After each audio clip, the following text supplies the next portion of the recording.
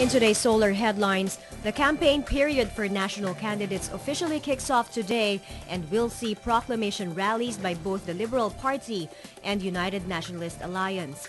Two senior Vatican officials say Manila Archbishop Luis Antonio Cardinal Tagle may be among the potential candidates for Pope when Pope Benedict XVI steps down on February 28. The family of slain environmentalist Dr. Jerry Ortega calls for a full-blown investigation into the death of a key witness in his murder. And Roger Federer calls for the introduction of biological passports in tennis similar to those used in cycling to crack down on doping. Good afternoon, I'm Mai Rodriguez and you're watching Solar Newsday.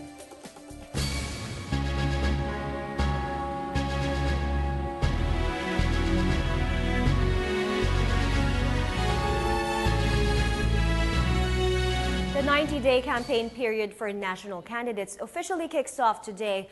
Both the Liberal Party and United Nationalist Alliance start off by setting the stage in vote-rich areas, with the LP commencing in Manila and Una, its bailiwick in Cebu. Camille Elemia gives us the latest from Cebu City. Camille, go ahead. Yes, Mai, the three kings of the United Nationalist Alliance, Vice President Judge Mardinay, former President Joseph Estrada, and Senate President Juan Ponce Enriquez say they will still campaign for the three guest candidates, even if they will not attend today's proclamation rally. The three guest candidates are Senators Loren Legarda, Francis Escudero, and former MTRCB Chair Grace Polle Manzares. Vice President Binay claims the physical presence of the three guest candidates in their campaign sorties is not that important. As he says, what's essential is that the three share the same vision with Una. Senate President Juan Ponce Enriquez and former President Estrada share the same sentiment. Estrada says what prevented the three from climbing the Una campaign stage is the strict Liberal Party policy, which disallows guest candidates from appearing in campaign sorties of the opposition. Estrada cries foul over the said policy of the LP. My Brian Manzares will represent his mother, Grace Poe, in today's event, while Senator Legarda will be represented by her father. No word yet if Senator Francis Escudero will send a proxy to the event. Meanwhile, my Una has a full schedule today. They started their day with a mass at the Cebu Cathedral, followed by a motorcade over Cebu City, particularly in the streets of Manalili, Colon, Carbon, Cuenco, and also in the city of Mandaue. All 9 senatorial candidates are present except for the 3 guest candidates. The so-called three kings of Una led the activities today. The proclamation rally of Una will start at 5 in the afternoon at the Plaza Independencia. If the Liberal Party has the Aga and Charlene Mulak in their proclamation rally this afternoon, Una has the Gutierrez family, as they will be present in the rally in support of Annabel Rama, who is Una's bet for Cebu City representative. Mai? Thanks, Camille. Camille Elemia there reporting on the line from Cebu. The Manila Police District is all set for this afternoon's campaign kickoff of the Liberal Party at the historic Plaza Miranda. To give us the latest on the security preparations, we have Kimberly Goa reporting live from Manila. Go ahead, Kim. My roughly 450 police officers, non-officers, and special units will be deployed to the various strategic points of Plaza Miranda, Recto, and Quiapo area to secure the proclamation rally of Team Pinoy at Plaza Miranda this afternoon. Special units will include K9 units, medical team, a bomb squad, SWAT, and the Bureau of Fire. Ground commander for the security is Station 3 under Superintendent Ricardo Layog. My MPD says the units will be deployed by noon. Here at Plaza Miranda, preparations for the proclamation rally are in full swing. There are banners and posters plastered within the perimeter of Plaza Miranda. There are presidential security group personnel guarding the area. The stage has also been set up. Chairs are being laid out and stage personnel are rehearsing the flow of the program and checking the audio. Already we can see that the proclamation rally this afternoon by the LP will be packed with people, as crowds are already gathering here even without the program. The organizers expect roughly 10 to 15,000 people to attend the political exercise this afternoon. Mai? Thanks, Kim. That was Kimberly Go reporting to us live from Manila. President Aquino will lead the Liberal Party's proclamation rally in Plaza Miranda later today. Ina Andolong joins us on the line from Malacanang to give us an update. Ina, what's the latest there?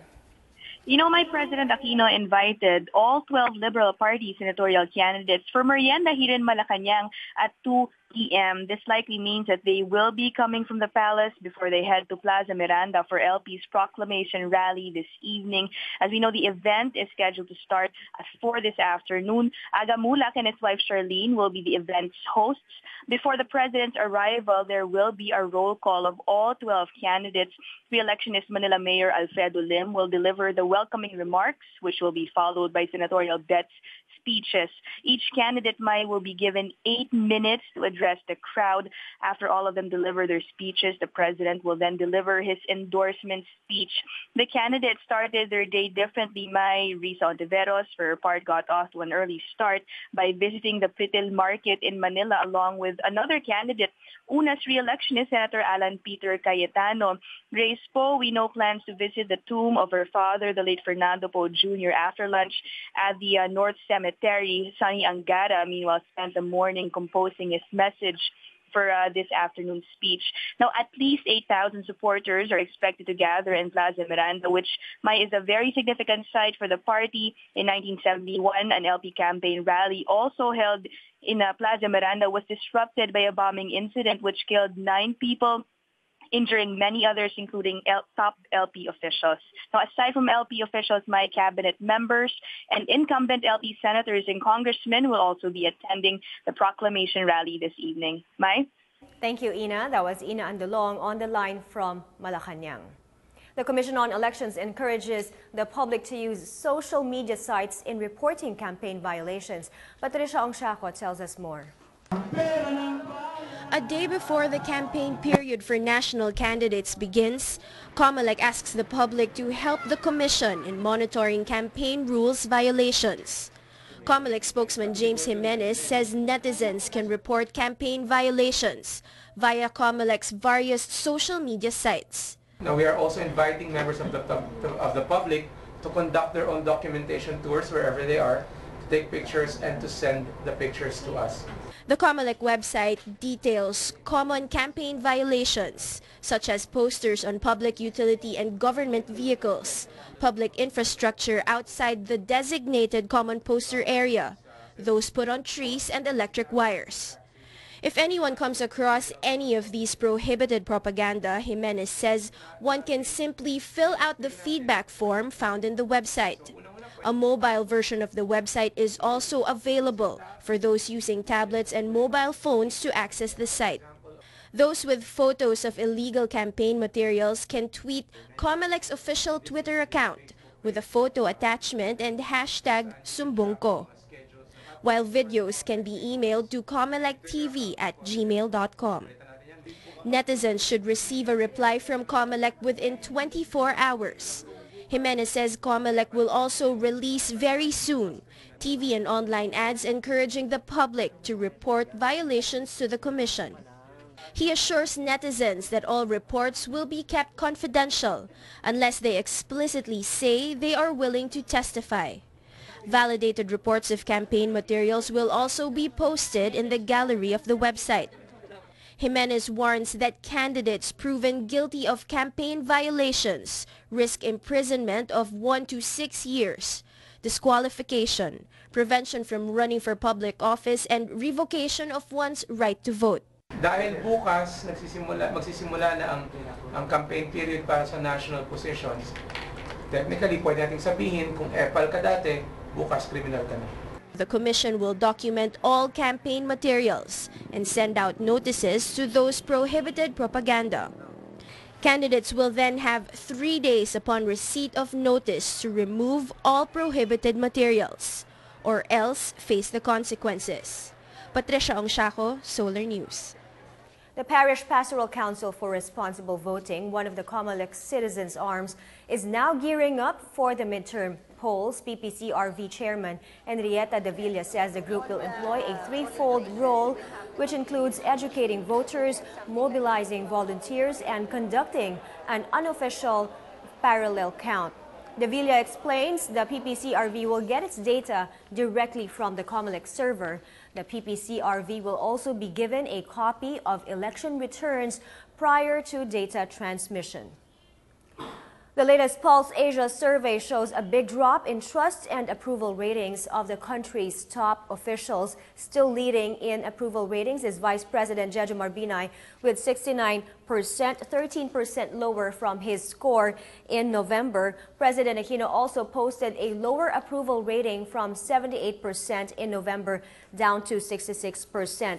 Both officials also got lower trust ratings this time from 81% in November.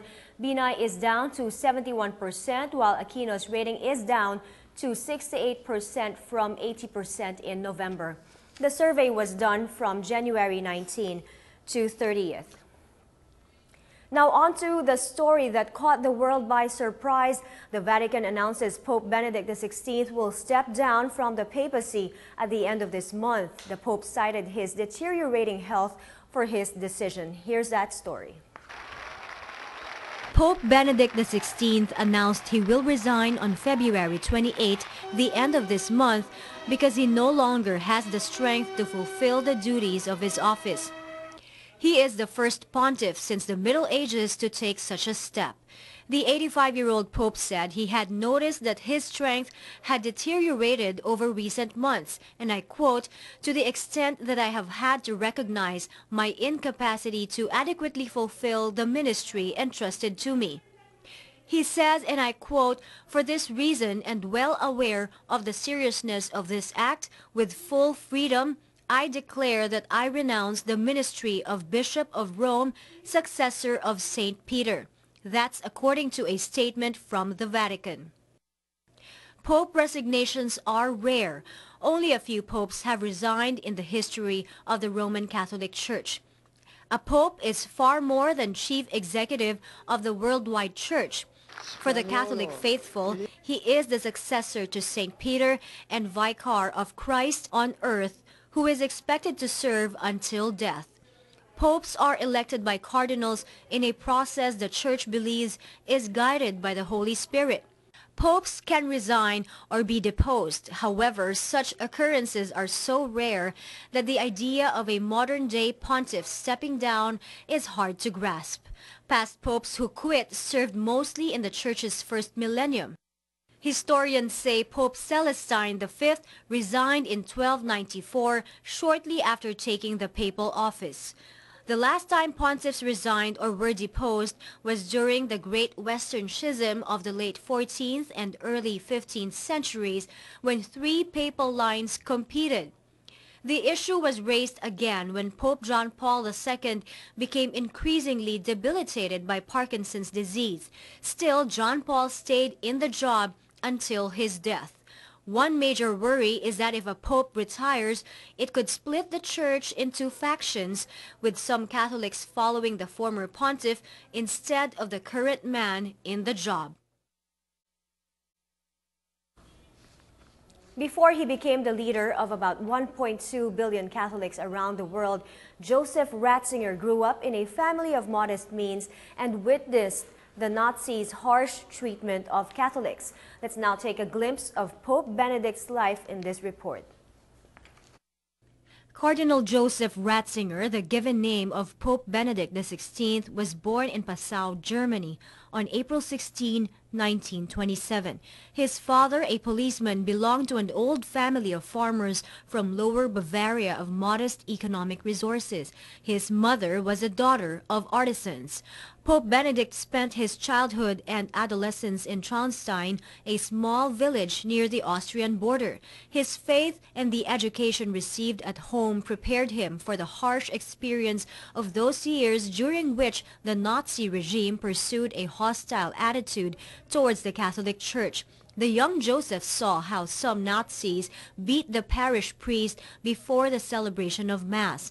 Fast forward to April 19, 2005, Ratzinger was elevated to the papacy upon the death of Pope John Paul II and celebrated his papal inauguration Mass 5 days later.